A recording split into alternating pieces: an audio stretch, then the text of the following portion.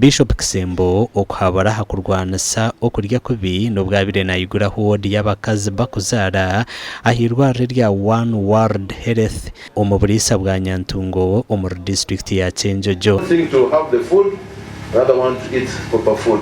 Sangoli lokule alia nyoma takuya kurungi. Anda bitunda bya mukatala magoli dukeke takulira no kwanda bitunda ubwandu bule ko. So if you are malnutrition in this region, is shame on us because we have the food and yet people are suffering from malnutrition. Chenjojo na ona mu region zibora kwija tungohereza mu rwaro rinu okujanjabwa talinda kabanjo kaba ku muno waiche kandi ujanjaye boyitu mu rwaro rinu saba isale bingi muno zike. Dr. Brian Musinguzi omushaho mukuru w'amarwaro ga One World Health atumanyise ngo obuherezo ubu bweyonjira hirwa reri ngurukuzubwe okuzaharrengo rwa Health Center ya Kashatu. IPDG neza kuba nejanjaba abana, neza kuba nejanjaba abakazi, neza kuba nejanjaba abashija ubwiro bw'inje abashija tubebwa kuko n'abashija kuba tubine ha tukubazanjaba kandi nana abantu abo kutunga za accident. That we do not operate for profit purposes. We get that fees or funds that we have collected from patients and we put that money back into the health services. Why do we do this?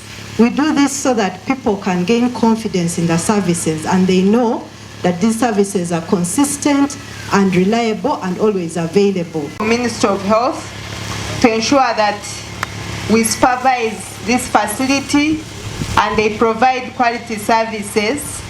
Our Lord Bishop.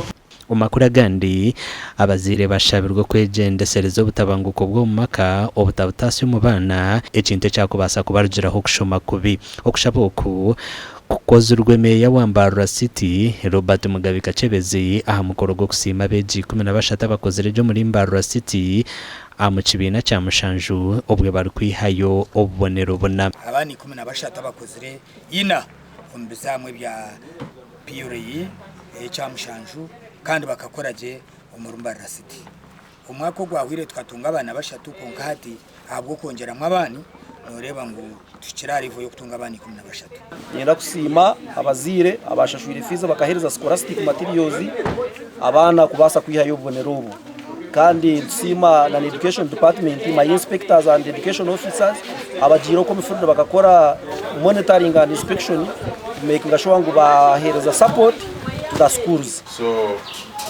when I see that you can even excel when we even have where the schools are heavily understaffed, it is really a very great